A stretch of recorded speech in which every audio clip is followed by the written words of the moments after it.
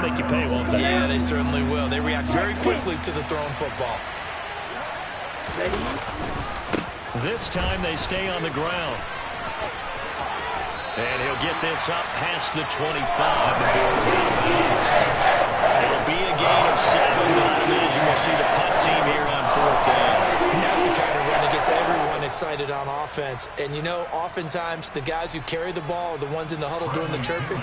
Right now, I think it's the offensive line telling them, run it again. We are right there about to break a big one.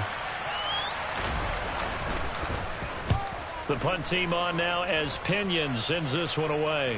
And a fair catch called for and made just inside the 35-yard line. 37 yards on the punt with no return. And control of the football switching hands with very little time remaining until the half. On the NFL scoreboard, an update from Foxborough. And that one pretty well wrapped up. The Bengals growing the lead even further. That one of the many games we'll be watching around the NFL here these final few weeks of the campaign. The Baltimore offense at the line set to get going. And with time quickly fading here in the second quarter, not sure how aggressively, offensively they want to play this.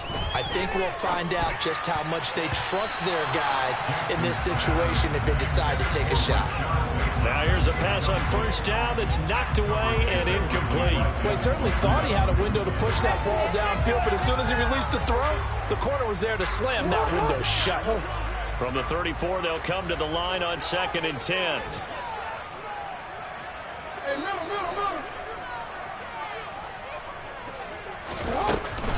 They'll keep it on the ground again here. And he'll just keep 2 hands on the football as he'll be taken down after a short pickup. So we have reached halftime now with the visiting Falcons out on top. As we'll send you down the coast now to Orlando, that's where we find Jonathan Coachman ready with our EA Sports halftime report. Coach.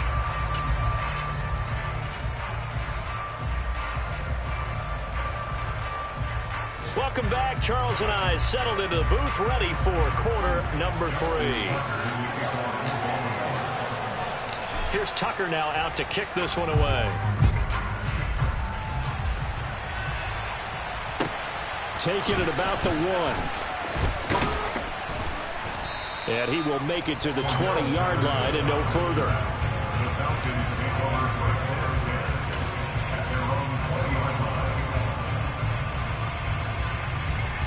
About set to begin their next drive, the Falcons offense at the line.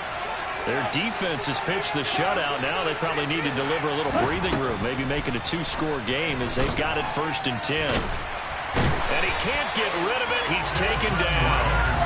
Justin Madubuike able to record his 5th sack of the season. Chalk that up as their first sack in this game, and they tallied 4 a week ago. And probably not as much exultation in that sack as what took us so long. Because when you get 4 the previous week, you're counting on continuing that momentum. They didn't get that done in the first half of the game. Let's see now if they start to bring even more exotic pressure towards. Into double coverage, and it's intercepted. Picked off by Marlon Humphrey. And he will bring this back. It's a pick 6 and a Raven touchdown. But no surprise to see that one, partner. The league's #1 defense coming through with a huge pick 6. And it's plays like that one that have made them the most feared group to face this year. Offenses, they're trying to figure out how to work around them rather than work through them. Big-time impact playmakers scattered throughout the unit on every level, and they can change a game at a moment's notice. So all square here in this 3rd quarter as the kick's away. This one fielded at the 5. And beyond the 20, but not by much. In fact, just a yard pass there to the 21.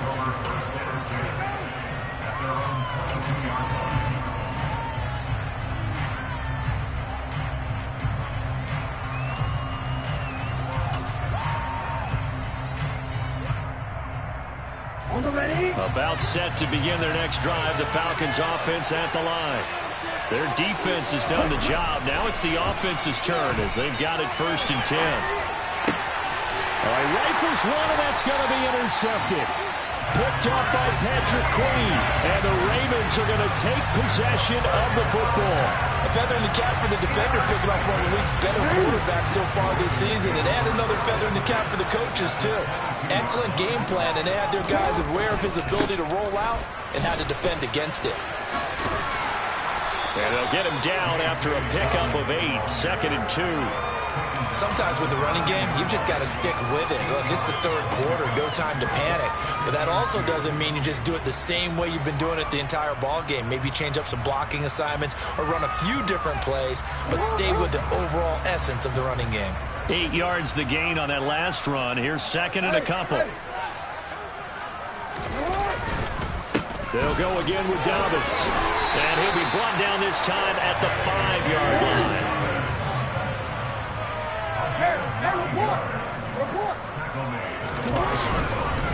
They'll run with Dobbins. And he'll get in. Touchdown, Baltimore.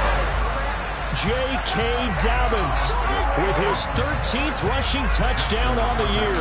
And the Ravens have scored again in this third quarter, this time to move out in front.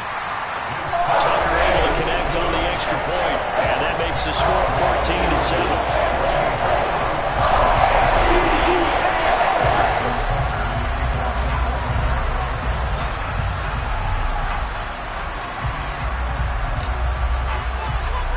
Tucker now to kick it away following the touchdown.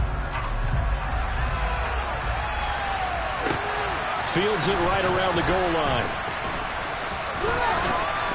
And a decent return out to the 27-yard line. The Falcons take over 1st and 10 at their own 27-yard line.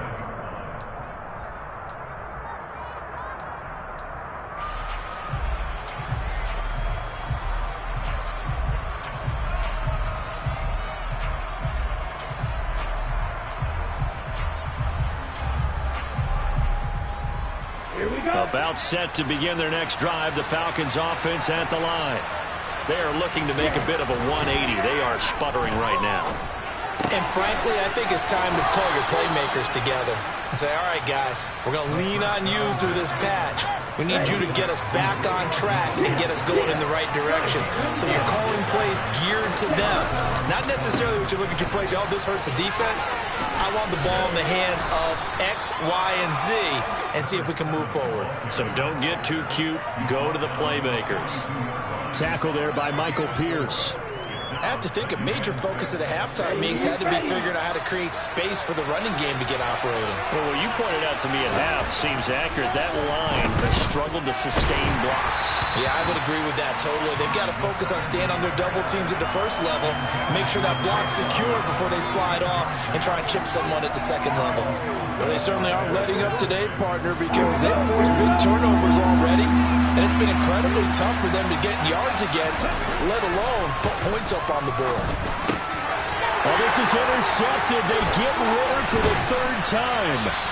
Picked off by Roquan Smith. And the Ravens are going to take possession of the football. Certainly not what he was hoping for, Charles. That's now 3 interceptions in this ball game. But there's a lot of knowledge to be gleaned every time you throw an interception if you do things the right way. And hasn't there been a pretty darn good quarterback along the way who threw a lot of interceptions early? And this is caught. And all the way in for a Ravens touchdown. Odell Beckham, his 5th touchdown now on the year. And the Ravens get another 3rd quarter touchdown to add on to that lead. And he is going to be stopped short of the goal line. Oh, they'll mark him inside the 1. He just couldn't keep churning those extra few inches. And the 2-point attempt is turned aside. Tucker now to kick it away following the touchdown. Fielded just outside the goal line. And he's up across the 25 and down at the 28.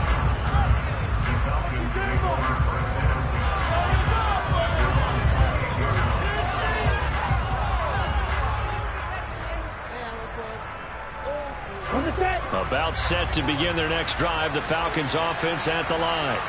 And they've sort of lost their way, partner. How do they recalibrate and get this proverbial train back on track? Well, this is where leadership really comes into play. How's the head coach handling it? The offensive coordinator? Sometimes they just make a joke. All right, guys, you had your fun? All right. Throw it out the window. Yeah, let's get back on track here. And sometimes that'll work just fine. I guess it's time now to lean on that leadership.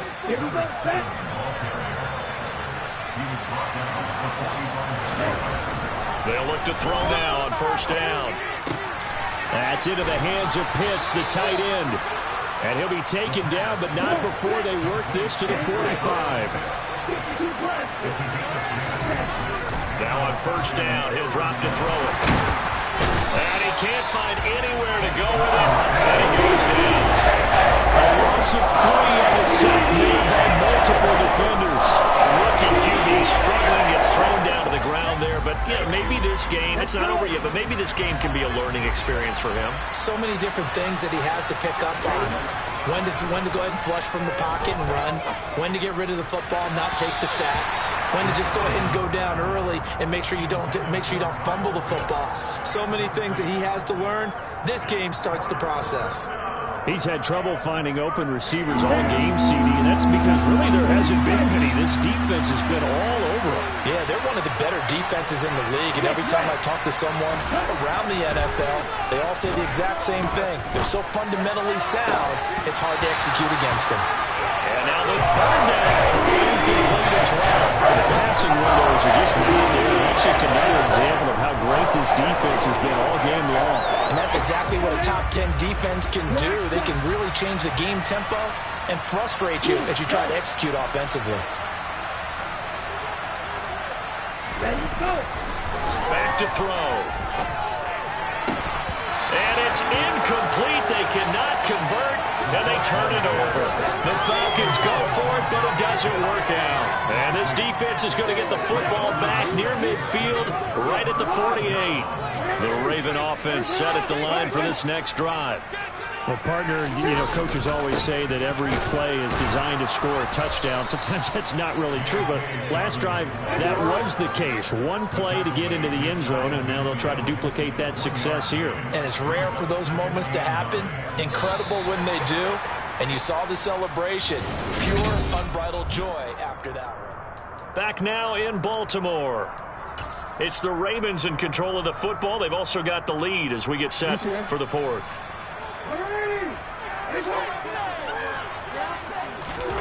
On 2nd and 9, Jackson will find Dobbins out of the backfield. So back-to-back plays, each get nothing. And that's going to set up a tough 3rd and 9. They tried to swing it out left into the flat, but the defense, they were very principled there.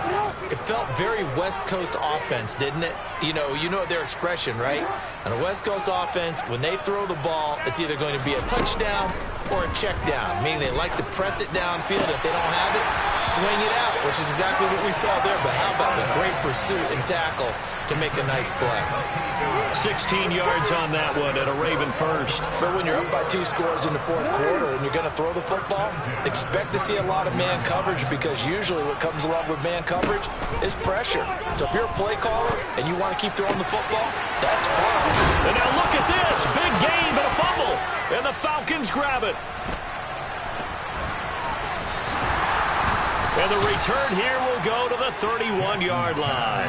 Partner, that one looked like it was over. I mean, they had control, had the football, and the defense had to make a play in order to keep them in the game. That's exactly what they did. And now that door ajar, 2 score. And the Raven pressure too much. Down he goes. Buried by multiple defenders on the drive's first play. I wonder if they're wired back to the ball, thinking to themselves, can we just hit rewind and go back a play? Definitely not the down they wanted to begin this drive by giving up a sack. But for the defense, that's exactly how they drew it up. And pressure coming, and they got him once again. The offense on 3rd down. They've hit it 50%, 3 of 6 to this point. This will be 3rd and forever. He's going to go for a big play downfield. And unable to connect. Incomplete. Give him credit. They took their shot, but it's going to bring up 4th down. Give him big credit for his coverage right there, because when he saw the route break deep, he stayed in position to prevent a completion while avoiding any risk of a flag. Here we go.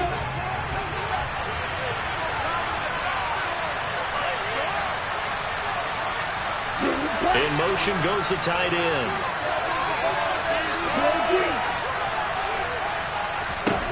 Got to try it here. He's back to throw.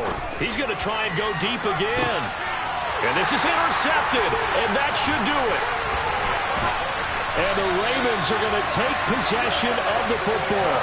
Boy, Charles, you hate to see this for a rookie quarterback. You're hoping it doesn't shake his confidence, but that confidence, it might be shaken because that is 4 interceptions for him now in this ballgame. It has to be shaken. Wouldn't be human if you weren't. Doesn't matter whether you're a rookie or a veteran. 4 interceptions, you're not sure what you're doing out there. So to me as a coaching staff, I would think very hard about getting him out and trying it again another day. And he's going to be taken down at the 28-yard line. And let's face it, you can put any Halloween costume on him. You're not going to be able to disguise him because for a tight end of his size, difficult to sneak him anywhere, but that's what they tried to do.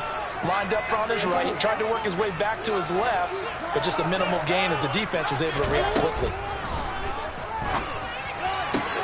Down under 2 minutes to go in this football game. And he'll be out of bounds as he gets this down to about the 21 or 22.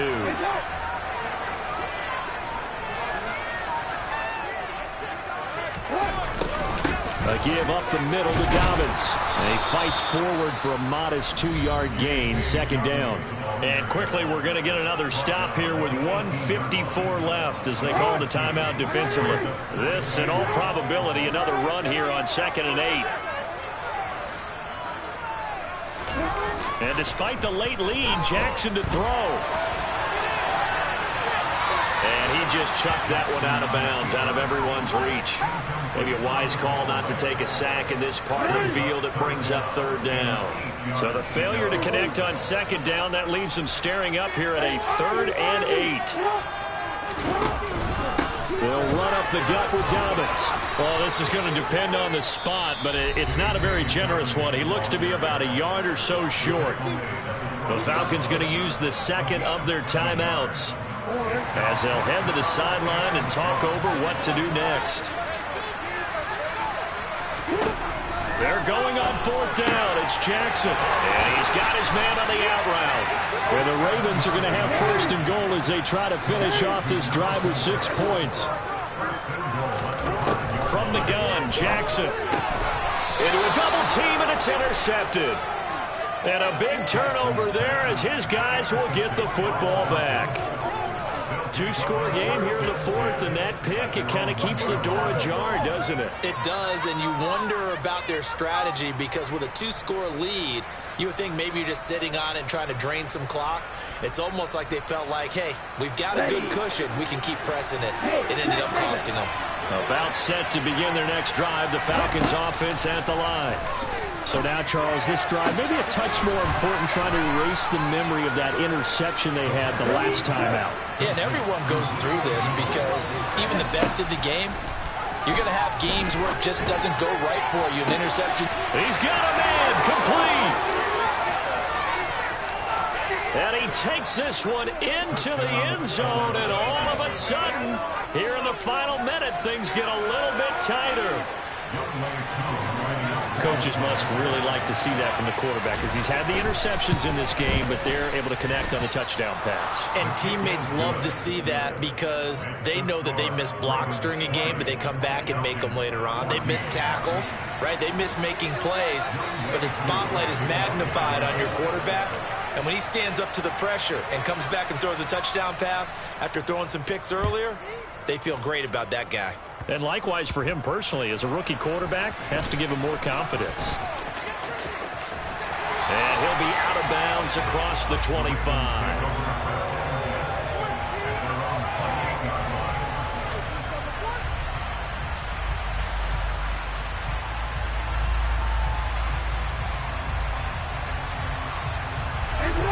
The Baltimore offense at the line, set to get going. And this one all over but the shouting, you might say. Now, there's one timeout remaining defensively, but probably no real need to use it here. Yeah, the only time they would use it, strictly for pride. Falcons going to use their 3rd and final timeout as they get the stoppage with just under 50 seconds remaining in the fourth.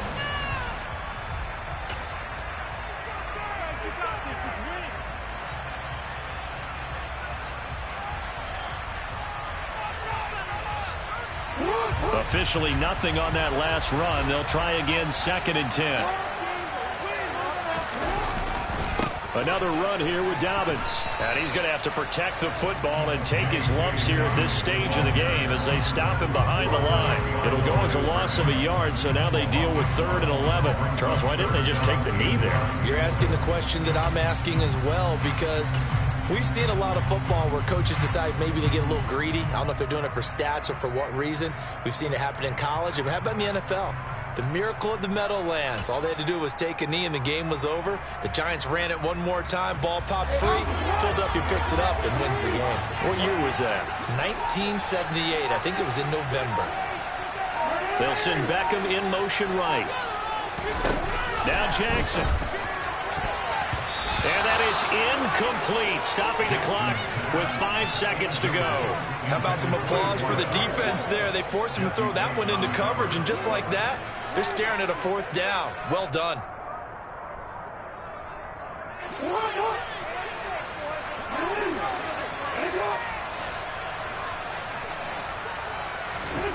Fourth down, here's Jackson. And he's going to be intercepted for the 3rd time thus far. And the Falcons come up with a late turnover, but it will probably only matter to the statisticians as this ball game is now officially over. Like all great games, it came down